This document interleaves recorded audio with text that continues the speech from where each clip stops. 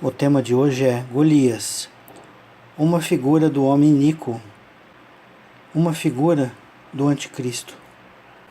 O texto base está em 1 Samuel, capítulo 17, a partir do verso número 1, que diz assim: Ajuntaram-se os filisteus às suas tropas para a guerra, e congregaram-se em Socó, que está em Judá, e acamparam-se entre Sucó e Azeca, em Efes-damim.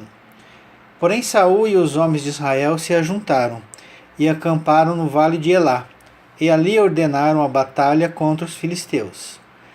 Estavam estes no monte do lado da Além, e os israelitas no outro monte do lado da Quém, e entre eles o vale.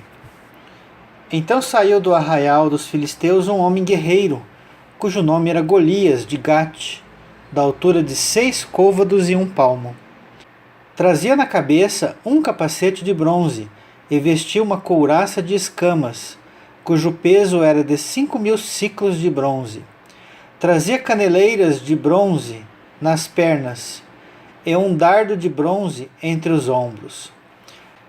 A haste de sua lança era como o eixo do tecelão, e a ponta da sua lança de 600 siclos de ferro, e diante dele ia o escudeiro.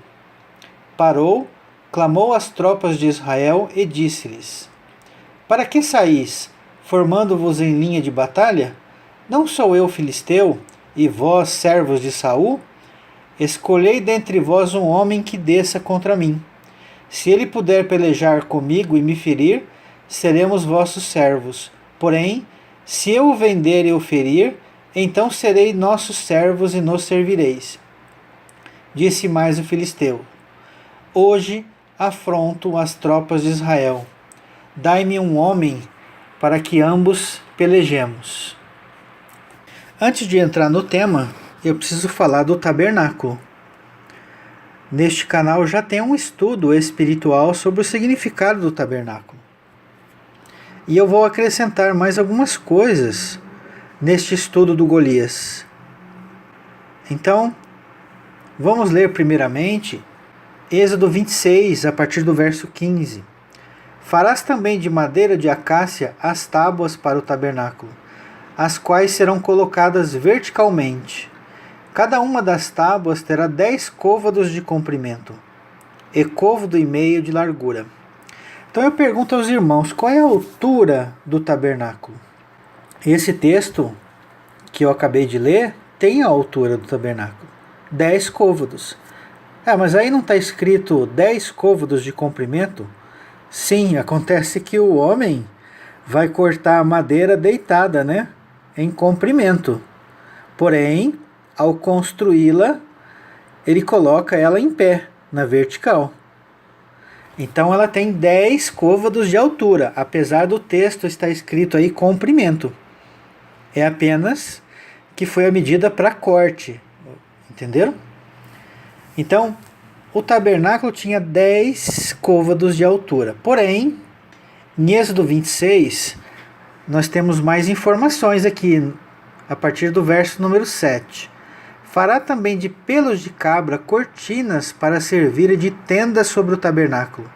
Então, acima das madeiras, né, da coluna, das vigas, havia o tecido que cobria o tabernáculo, né? Então 11 cortinas farás. O comprimento de cada cortina será de 30 côvados e a largura de 4 côvados. As 11 cortinas serão de igual medida. Ajuntarás à parte 5 cortinas entre si, e de igual modo as 6 restantes, a sexta das quais dobrarás na parte dianteira da tenda. Então, se você pegar o verso número 8, 30 côvados, o comprimento. Então, são 10 de altura de um lado, 10 de altura do outro, e mais 10 de comprimento, entre um lado e outro, dá 30, ok? E esses 4 côvados era a largura da cortina. Então, como vocês podem observar na foto aí, ela deitava sobre a porta, né, vamos dizer assim, 4 côvados. Então a madeira tinha 10 côvados de altura e a cortina descia 4 côvados.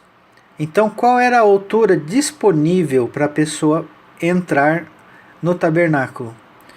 Era 10 de altura menos 4, dá 6 côvados de altura. Essa era a altura máxima para uma pessoa entrar no tabernáculo.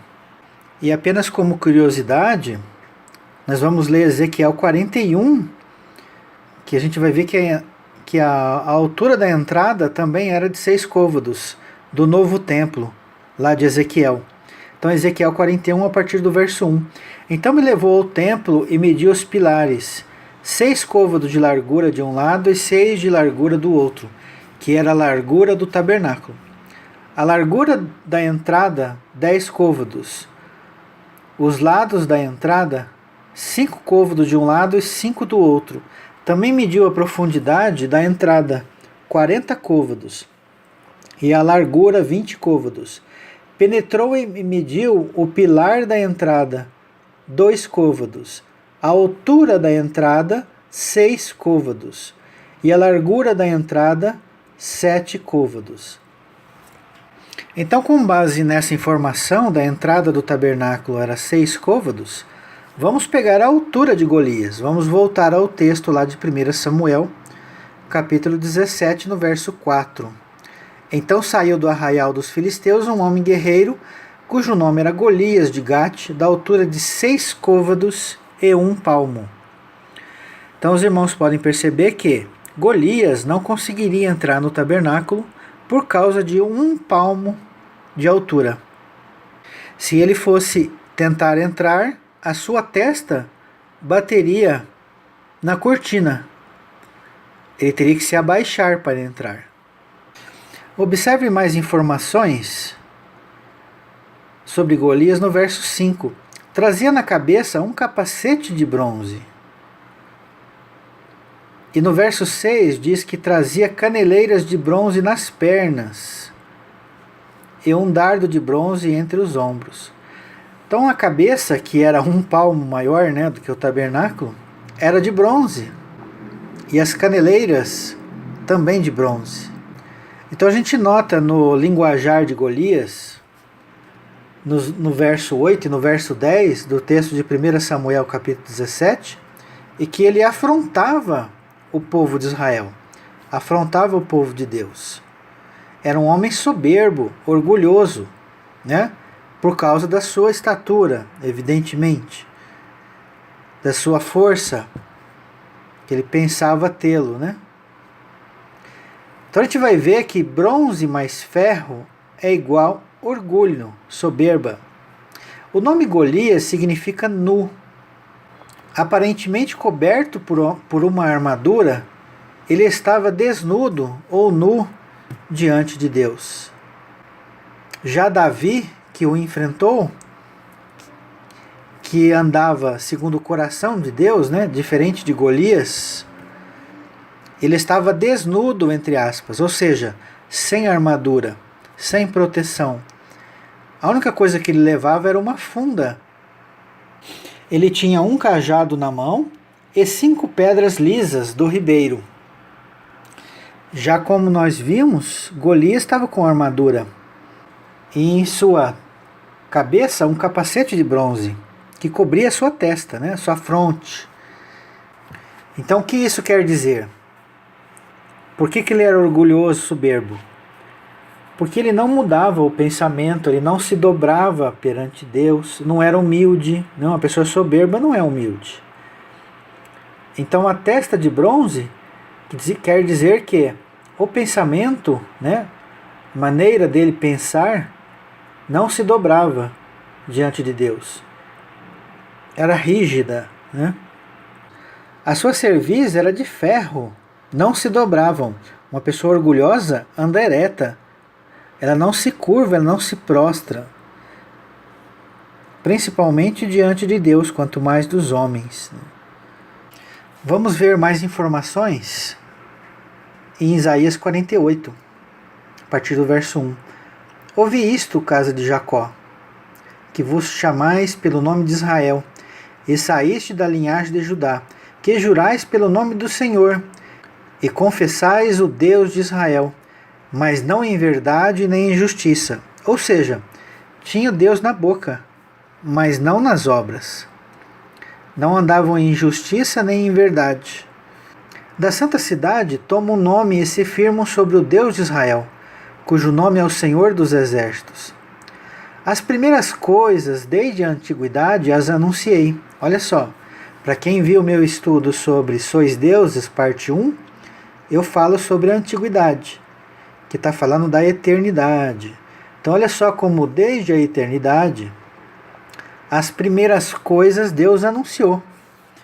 Isso mostra para a existência do ser humano, da nossa alma, do nosso espírito. Então no verso 3, as primeiras coisas desde a antiguidade as anunciei. Sim, pronunciou-as a minha boca, e eu as fiz ouvir. De repente agi, e elas se cumpriram. Porque eu sabia que eras obstinado, e a tua cerviz é um tendão de ferro, e tens a testa de bronze. Olha aí uma figura de Golias, né? Mostrando para que a casa de Israel, casa de Jacó, tinha a cerviz de ferro e a testa de bronze. E como Deus havia anunciado, né? Desde a antiguidade. Olha que interessante. Verso 5, por isso te anunciei desde aquele tempo. Ó. Ué, então a gente já existia? Olha que interessante. Por isso te anunciei desde aquele tempo. E te dei a conhecer antes que acontecesse, para que não dissesses, o meu ídolo fez essas coisas, a minha imagem de escultura e a fundição as ordenaram. Já o tens ouvido, olha para tudo isso, porventura não admites? Desde agora te faço ouvir coisas novas e ocultas que não conhecias. Olha lá, apesar de Deus ter revelado coisas desde a antiguidade, estava revelando agora novas coisas, né? Assim é a revelação de Deus. Ela é progressiva. Apareceram agora e não há muito, e antes deste dia delas não ouviste, para que não digas, eis que já o sabia. Tu nem as ouviste, nem as conheceste, nem tampouco antecipadamente se te abrir os ouvidos, porque eu sabia que procederias muito perfidamente, e era chamado de transgressor desde o ventre materno. Por amor do meu nome, retardarei a minha ira, e por causa da minha honra, me conterei para contigo, para que te não venha a exterminar. Eis que te acrisolei, mas disso não resultou prata. Provei-te na fornalha da aflição. Por amor de mim é que faço isso. Porque como seria profanado o meu nome, a minha glória não dou a outrem. Dai-me ouvidos, ó Jacó, e tu, ó Israel, a quem chamei. Eu sou o mesmo, sou o primeiro e também sou o último, o eterno, o Deus de Israel. Ele é o alfa e o ômega, o princípio e o fim. Tudo veio e tudo termina através dele. Então, como foi falado no verso 4 de Isaías 48, o povo tinha a cerviz de ferro e a testa de bronze. Vamos ver mais versos. Jeremias 6, 28.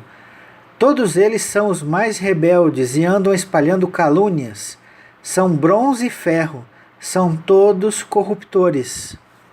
Então, além de ser soberbo, orgulhoso, vaidoso, é corruptor, pratica corrupção.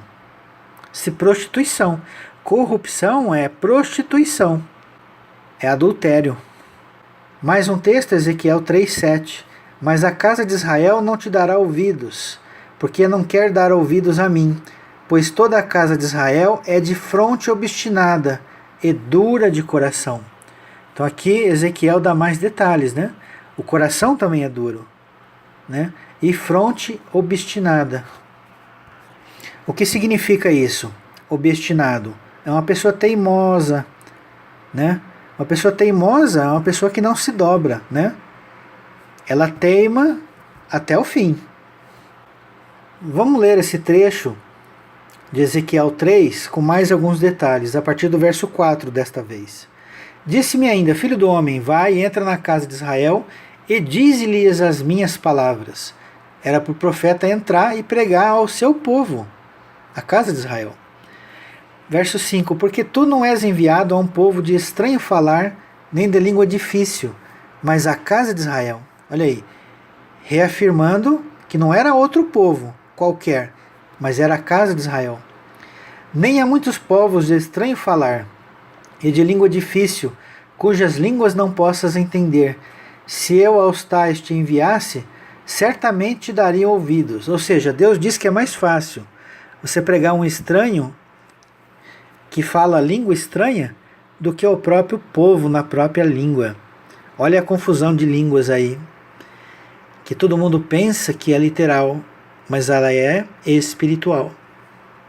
Continuando, mas a casa de Israel não te dará ouvidos, porque não me quer dar ouvidos a mim, pois toda a casa de Israel é de fronte obstinada e dura de coração. Fronte teimosa, né? E coração duro, sem sentimento. Eis que fiz duro o teu rosto contra o rosto deles, e dura a tua fronte contra a sua fronte. Fiz a tua fronte como diamante, mais dura do que a pederneira. Não os temas, pois nem te assustes com o seu rosto, porque são casa rebelde. Veja que Deus transformou a fronte do profeta em diamante. Diamante nós sabemos que é o material mais duro da natureza, a ponto de quebrar ferro, qualquer material sólido, diamante, feito de carbono. Então o profeta enfrentaria os soberbos, os orgulhosos, né? Essa casa rebelde, teimosa, obstinada e dura de coração. Outro texto está aqui em Jeremias 3, verso 3, no qual eu vou colocar uma figura em anexo aí, que você pode ver as várias traduções. E você vai ver em vermelho a palavra fronte, testa, e a palavra que está em roxo, a palavra prostituta. Então a gente tem a palavra metzar, que é testa, fronte, e a palavra zona. É isso mesmo, zona. Significa prostituta. Olha que interessante, né?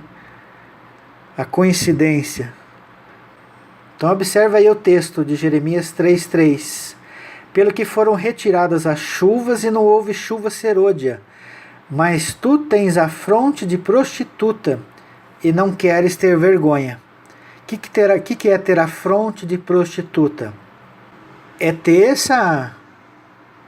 esse coração teimoso, esse coração soberbo, esse coração que não se dobra perante Deus, né?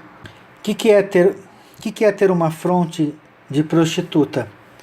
É uma fronte, né, um pensamento que foi prostituído, foi adulterado e se transformou em uma pessoa soberba, orgulhosa, vaidosa, que não se dobra perante o Eterno.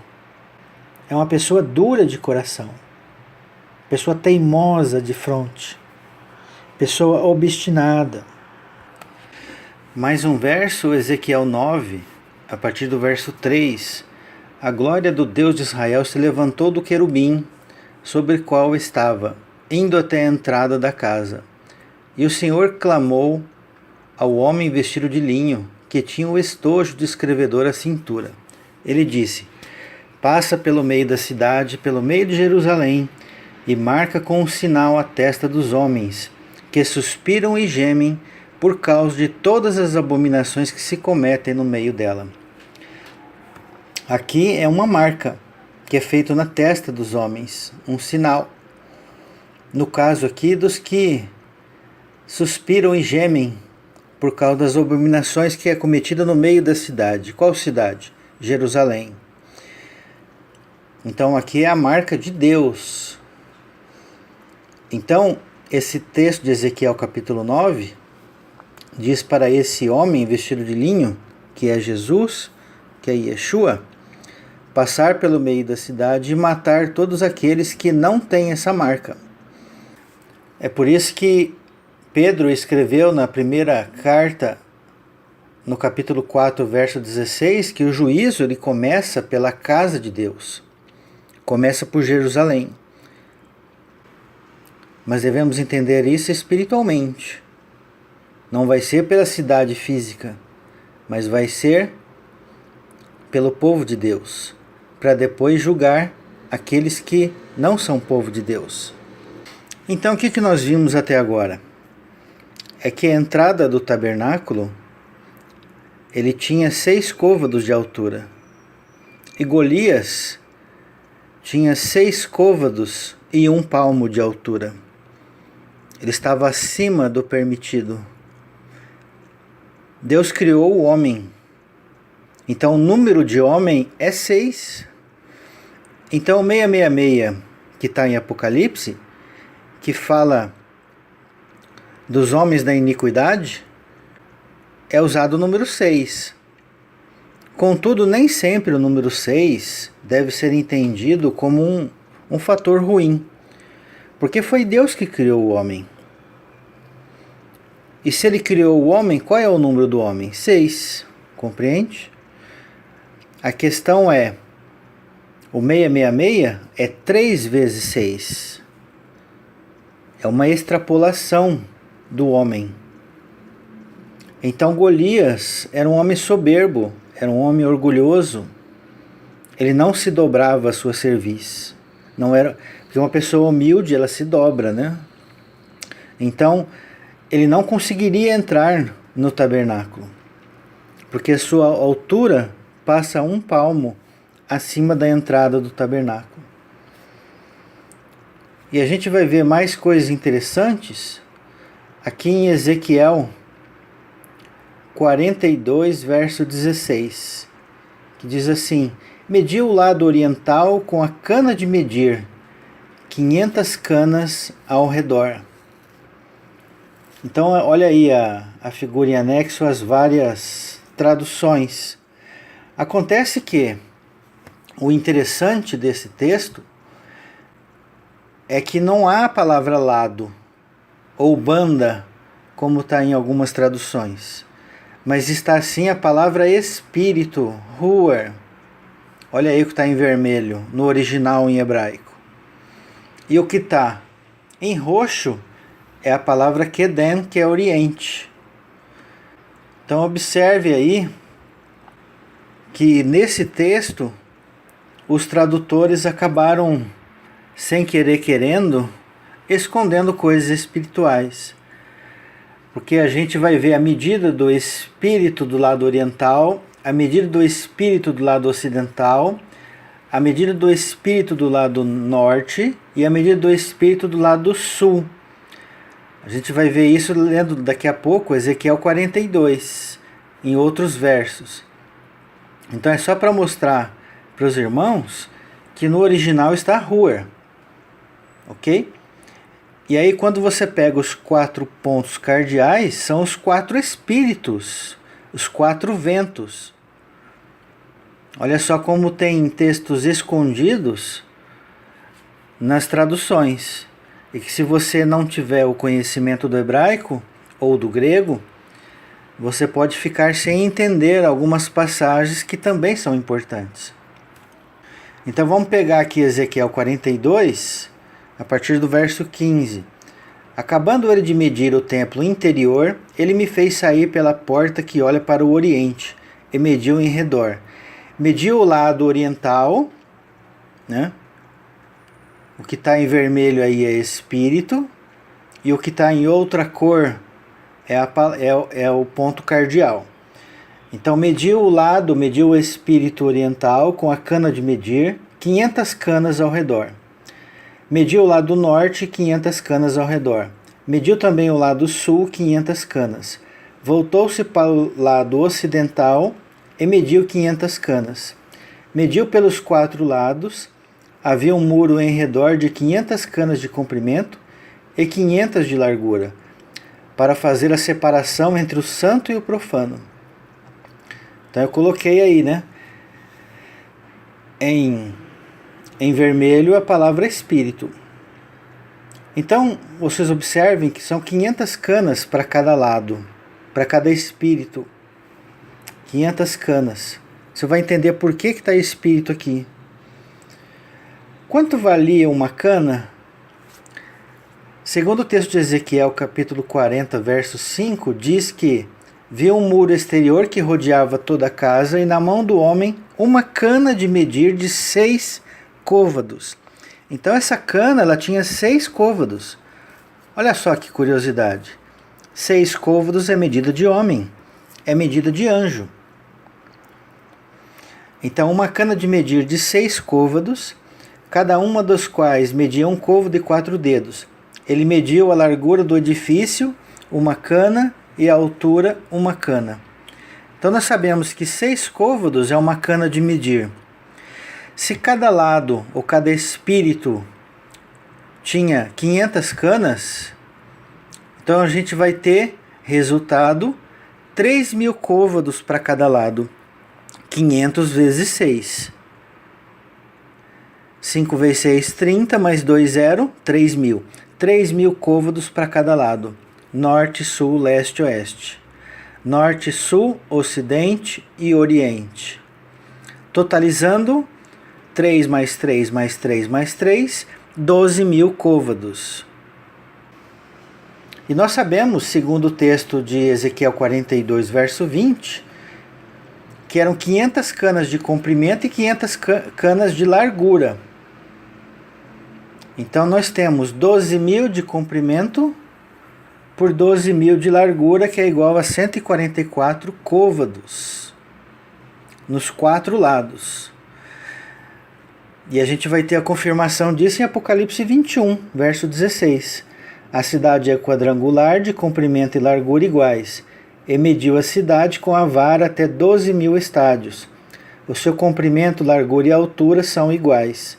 Mediu também a muralha, 144 côvados, medida de homem, isto é, de anjo. Olha que não está por acaso aí a medida de homem e a medida de anjo. Da onde ele tirou 144 côvados. Então a gente vê o texto lá de Ezequiel, de onde que foi mostrado isso para João, em Apocalipse 21, verso 17. Como que chegou nesses 144 côvados? Temos mais detalhe em Apocalipse 21, verso 12.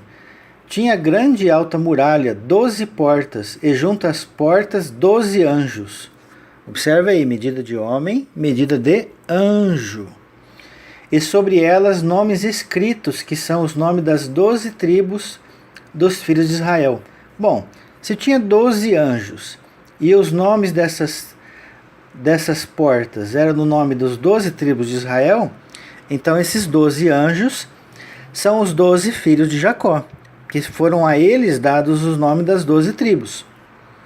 Então por isso que nome de anjo é igual a nome de homem.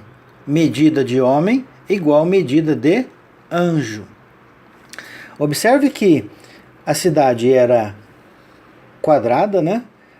Com 4 lados iguais, de 3.000 côvados.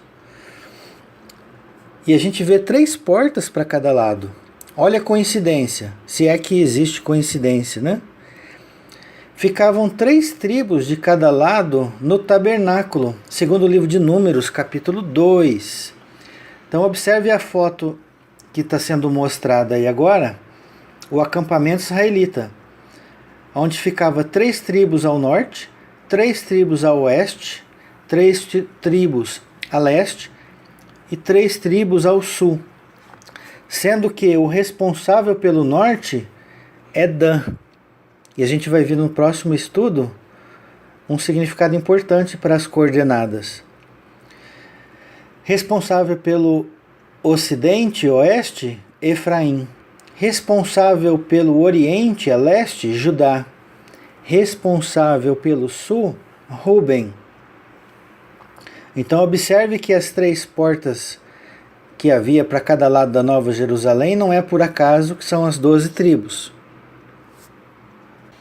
Então, antes de fechar o assunto, vamos relembrar a história de Golias, que é um tipo de anticristo, um tipo de homem da iniquidade, exatamente porque a sua altura ultrapassa o número de homem, 6 côvados e 1 palmo.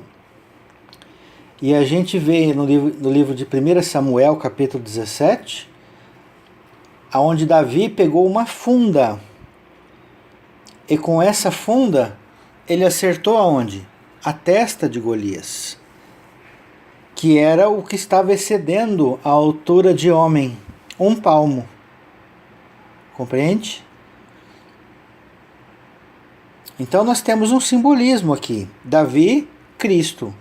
Pedra, o próprio Cristo, atingiu na testa de Golias, atingiu na soberba de Golias, e o derrubou e o matou.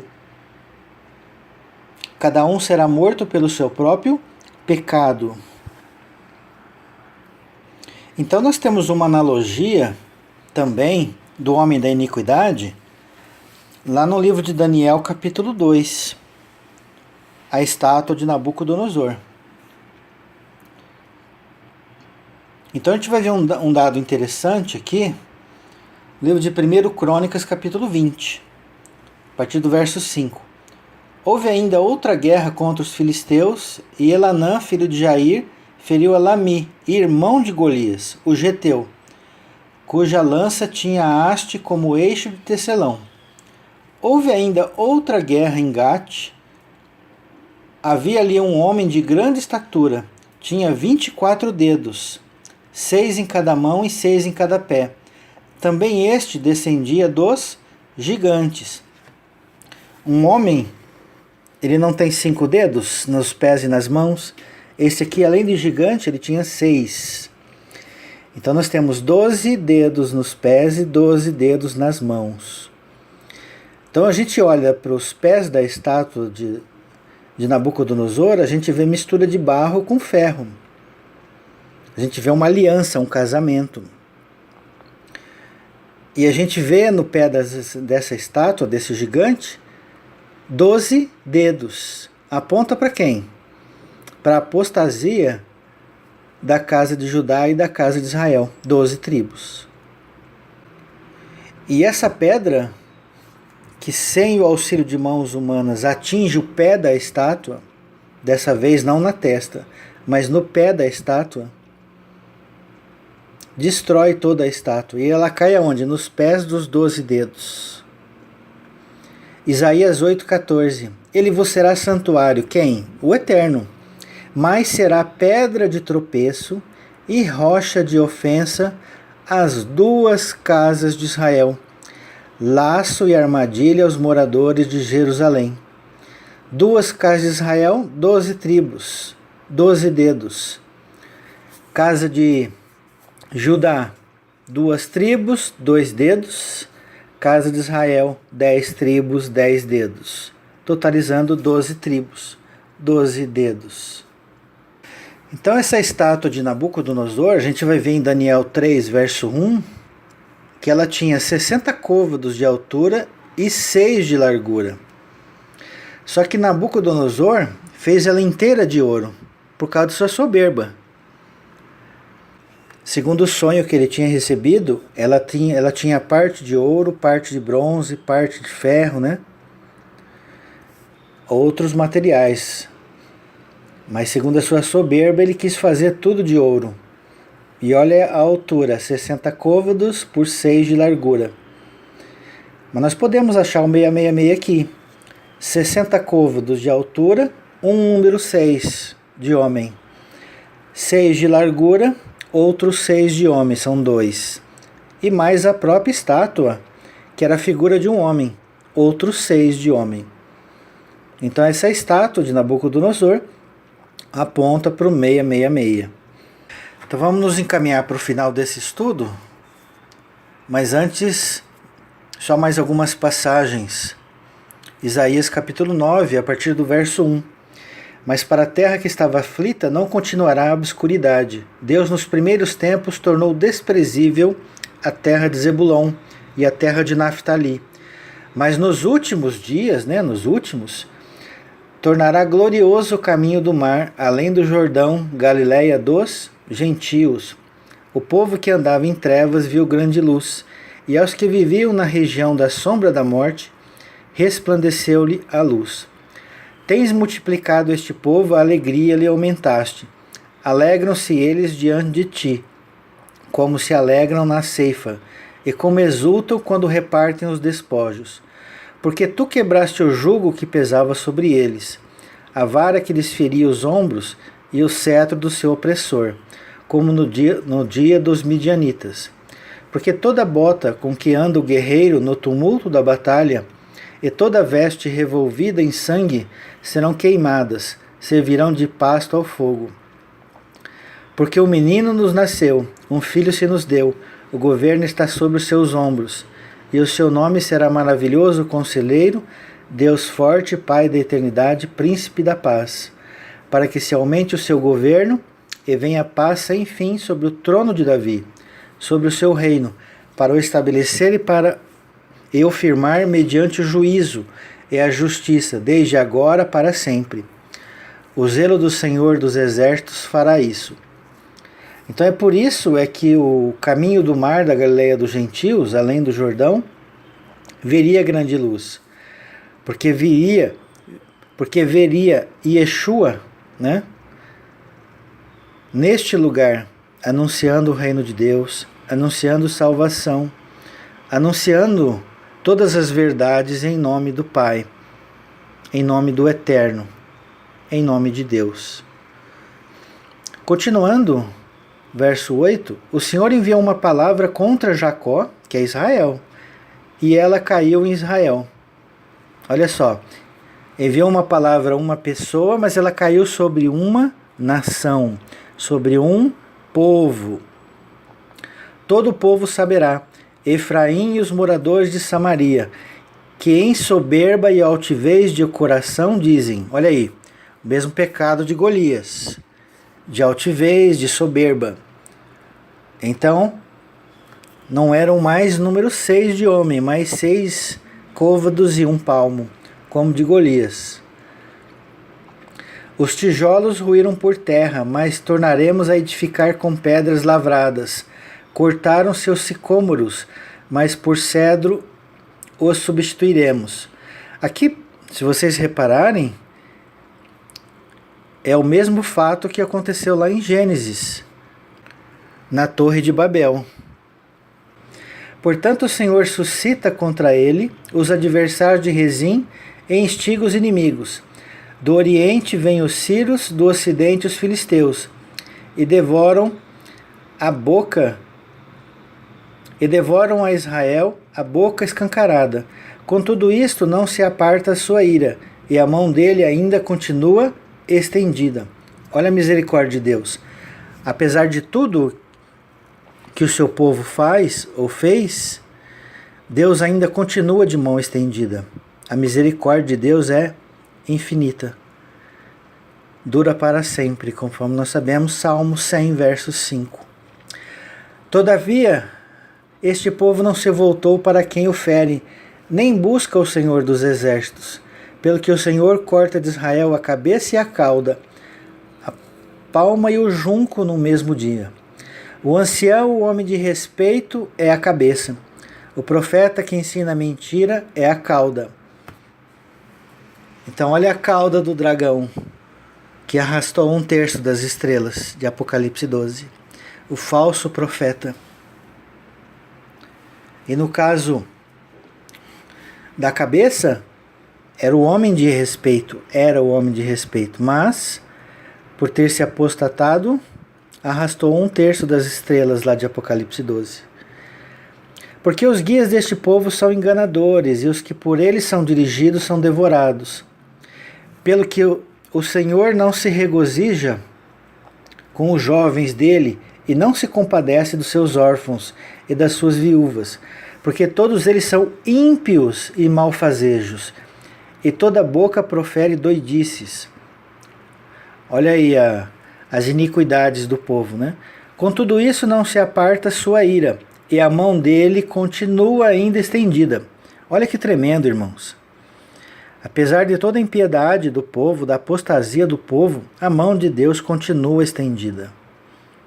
Porque a maldade lavra como um fogo, ela devora os espinheiros e os abrolhos, acende as brenhas do bosque, e estas sobem em expensas nuvens de fumaça. Por causa da ira do Senhor dos Exércitos, a terra está abrasada, e o povo é pasto do fogo. Ninguém poupa seu irmão. Abocanha a direita e ainda tem fome, devora a esquerda e não se farta. Cada um come a carne do seu próximo. Em vez de amar o próximo, está cada um matando o seu próprio irmão, comendo a carne do próximo. Manassés ataca Efraim e Efraim ataca Manassés. E ambos juntos atacam a Judá. Viu aí que é briga de irmão contra irmão? De povo contra povo? Do eterno, de Deus? É a apostasia. É a traição. Judas não foi o traidor de Jesus?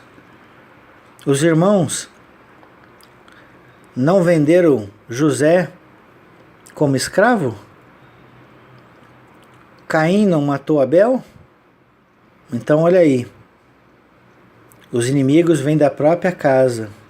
Irmão matando irmão. Irmão atacando irmão. Mas olha que tremendo o verso 21. Com tudo isto não se aparta sua ira, e a mão dele ainda continua estendida. Apesar de Deus castigar a maldade dos homens, a mão dele ainda continua estendida. Isso é maravilhoso. E para finalizar, as últimas duas passagens. 1 João capítulo 2, verso 18.